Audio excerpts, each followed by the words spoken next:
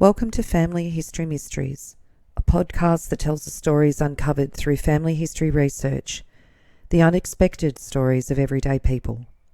I am an avid family historian who has been compiling my family tree for over 15 years, with nearly 20,000 people recorded in my trees.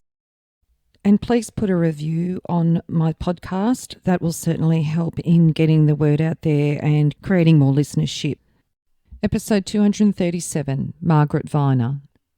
Acknowledgement to the website ForgottenAustralianActresses.com, which gives a good grounding of Margaret to present this episode.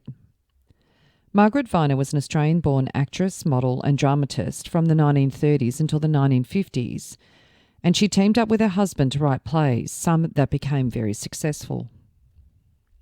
Margaret Leila Vyner was born in Armidale, New South Wales in 1914 to Robert Vyner and Ruby Patience Nicholson.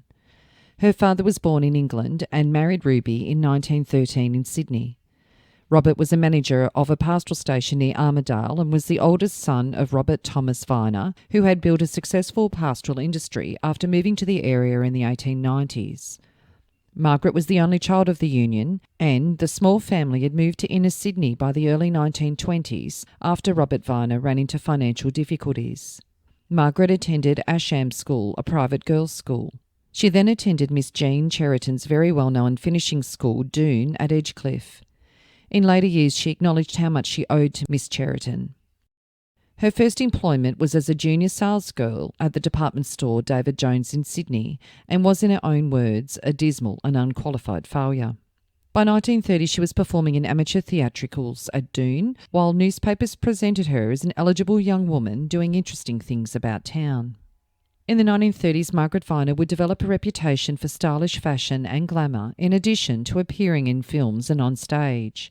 She remained a favourite with the Australian press for many years. She was described as well-read, witty and beautiful. By the end of 1930, she'd made a remarkably easy transition into some chorus work for J.C. Williamson Company in Sydney, performing When Nights Were Bold, followed by a part as one of the chorus of English Girls, and then in Blue Roses, Hold My Hand and Our Miss Gibbs, all being performed up and down the eastern Australian coast. Reviewers described her as beautiful, decorative, charming and vivacious. Although not yet 18, she was doing well enough to be offered advertising work for charmeuse and powders and creams. By early 1934, in the back of all of this local success, she made the decision to travel to London. She departed at the end of March. Her granddaughter, who wrote a biography on her, Kate Dunn, stated that Margaret left on the Orsova to Naples and then made her way overland to Paris, where she was picked up as a mannequin very quickly by the French fashion designer Jean Pateau. It was suggested she work her way up for Pateau while learning French and dressmaking at night. By 1935, she was well established and widely admired as a successful model. About this time, Cole Porter added the following lines to his song You're the Top from the musical Anything Goes. You're the top, you're an ocean liner, you're the top, you're Margaret Vyner. It was the Australian paper Smith's Weekly that carried many of the reports of her work as a mannequin in 1934 and 1935. She worked for fashion designer Norman Hartnell in London and toured the US and Canada modelling his collection. Margaret returned to Australia in December 1935, reportedly for a summer holiday bit, and in early 1936 won a small role in The Flying Doctor, being made by the fledgling Australian film company National Productions. She played a short role in the film as an unhappy wife. British scriptwriter J.O.C. Orton commented that the most beautiful girls in the world were to be found in Australia. Mary Maguire and Margaret Vyner were splendid examples of Australian girlhood. At the end of April 1936, Margaret headed overseas again, this time travelling on the Matson liner Mariposa for California. But Margaret didn't stay there for long. She later explained that she'd been offered a test at Universal, but said, I'd hate to feel I had to spend my life there, never quite sure of good parts. So I turned the contract down and felt even more pleased with myself for being able to resist it. She arrived in London again in July 1936. She gained some attention for sometimes using Michael as a modelling name. She explained that she'd done this because she didn't want to be known in Paris as Marguerite or some variation of Margaret. So she chose the name Michelle, which soon became Michael.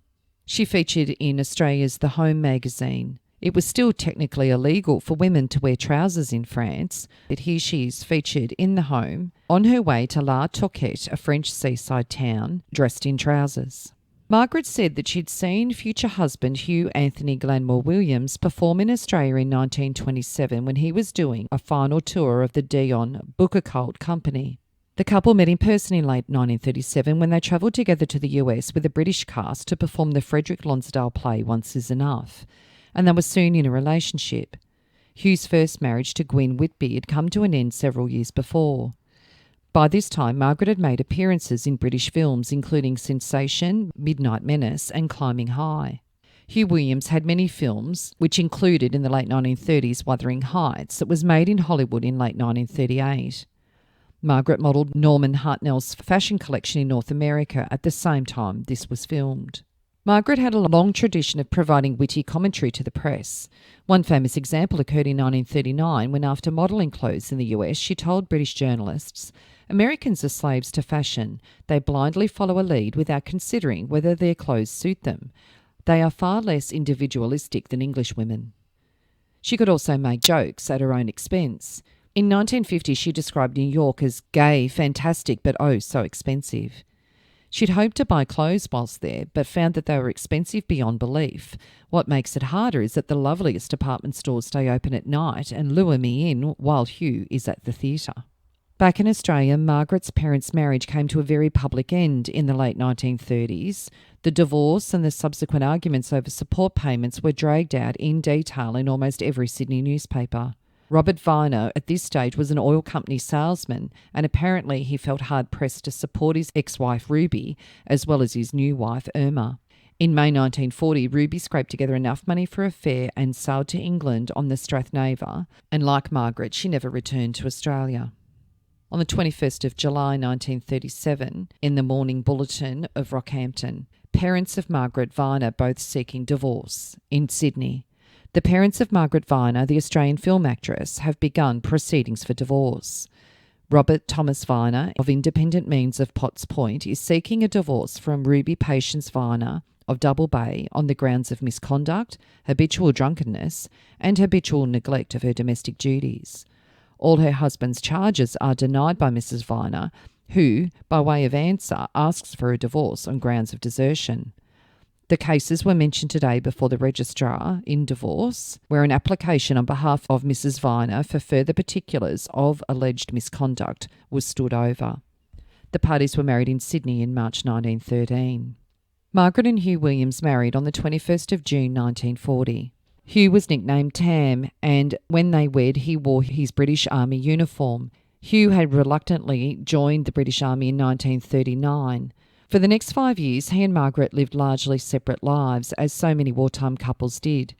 Margaret maintained a cordial relationship with Williams's first wife, Gwyn Whitby, and helped care for the two daughters of that marriage while maintaining her own career and driving cars for the Home Service.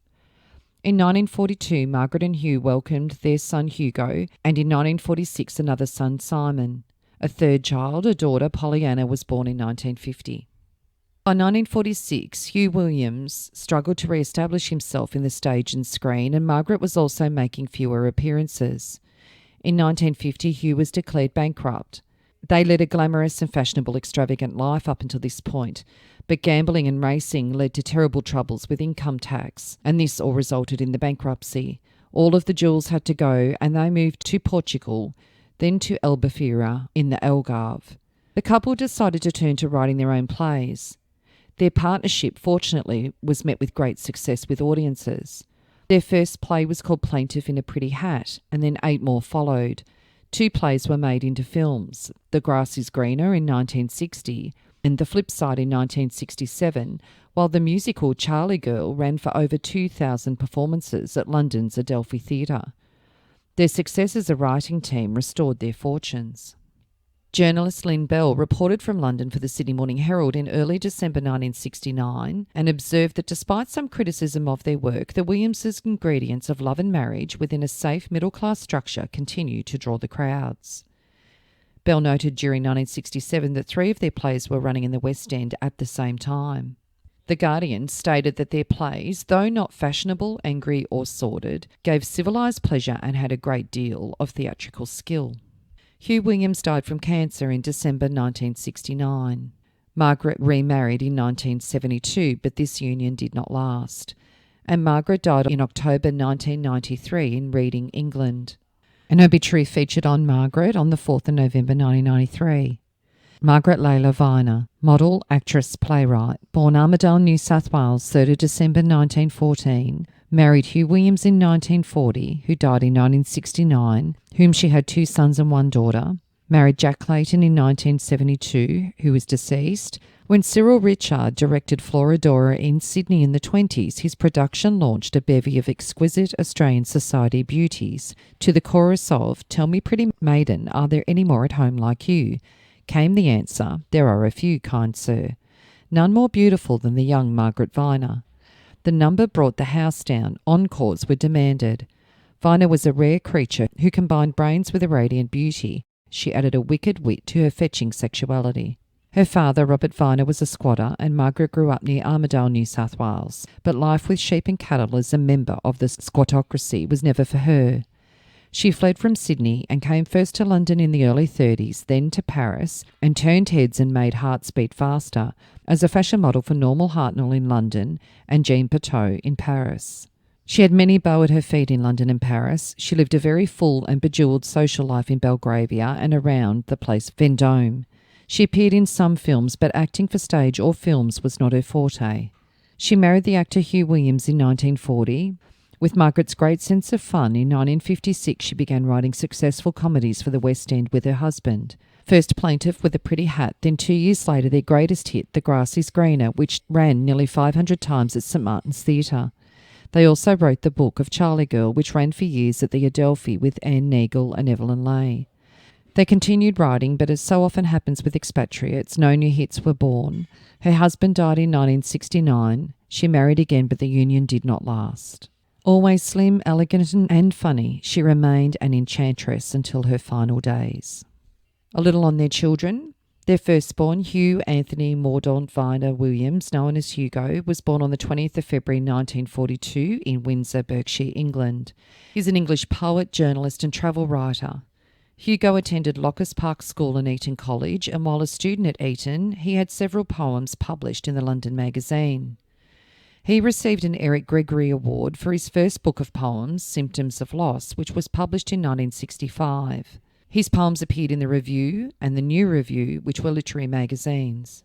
His second book of poems, Sugar Daddy, appeared in 1970, and in 1971 he received a Cholmondeley Award, which is given annually by the Society of Authors to recognise the achievement and distinction of individual poets, and they're chosen for their general body of work and contribution to poetry. In 1980, he published his fourth poetry book, Love Life, and he shared the Geoffrey Faber Memorial Prize. This was awarded to a volume of verse or prose fiction first published originally during the 2 years preceding the year in which the award is given, and in the opinion of the judges, of the greatest literary merit. His subject matter became more personal and intimate in nature, culminating in his 1985 collection, Writing Home. Hugo also wrote a book in 1999 titled Billy's Reign that won the T.S. Eliot Prize, which is awarded annually to the best new collection of poetry in English published in the UK or in the Republic of Ireland. In 2002, Faber published his collected poems, for which he received the Queen's Gold Medal for Poetry in 2004. Hugo also worked as an editor for the London Magazine from 1961 to 1970, and as a journalist and columnist, he has written on theatre, film, popular music and television, as well as being a poetry editor. His first book of travel writing, All the Time in the World, was published in 1966, describing his trip around the world at the age of 21, financed by his father in order to break a trust fund. A second travel book, No Particular Place to Go, was published in 1981. Hugo married singer and writer Hermione de Mauriane in 1965. They have one daughter, Murphy Williams. Hugo bought a house in the Islington district of London in 1966 and has lived there ever since. He received a successful kidney transplant in 2014 after undergoing dialysis for several years. Their second-born child was Simon, and he was born in Windsor on the 16th of June 1946. He was educated at Harrow School and trained in repertory at Worthing, Birmingham and Bath, and later joined the theatre workshop. He found fame in Upstairs, Downstairs and married actress Belinda Carroll, with whom he had 2 children, Tam and Amy. They divorced, and in 1986 he married Lucy Fleming, the niece of James Bond creator Ian Fleming. And their daughter, Pollyanna Margaret Williams, known as Polly, was born on the 5th of January 1950 at Uckfield, Sussex, England. She was educated at Cobham Hall in Kent and at a finishing school in Madrid, and was an actor and model. She married John Bloomfield in April 1978 and they had 2 sons. They divorced in 1985. Polly then married actor Nigel Havers in 1989 and Polly died of cancer in 2004 at the age of 54. Margaret Vyner's grandchildren are Tam Williams, Amy Williams and Kate Dunn. They're all actors, and great-granddaughter Lily Disdar is a director and writer. Hugh and Margaret's granddaughter Kate Dunn produced a book called Always and Always, Wartime Letters of Hugh and Margaret Williams. These are wartime letters written between Hugh Williams and Margaret. They show 2 people deeply in love but separated by war. They depict drama, frustration, pride at being part of the battle, and dreams for the future. If you are interested in sharing your story on my podcast Family History Mysteries, please go to my Facebook page and send me a message. If you would like some assistance in filling in the gaps in your family tree to see what mysteries you solve, please get in touch. And don't forget, you can have early access to episodes by subscribing, and you'll also gain access to bonus episodes.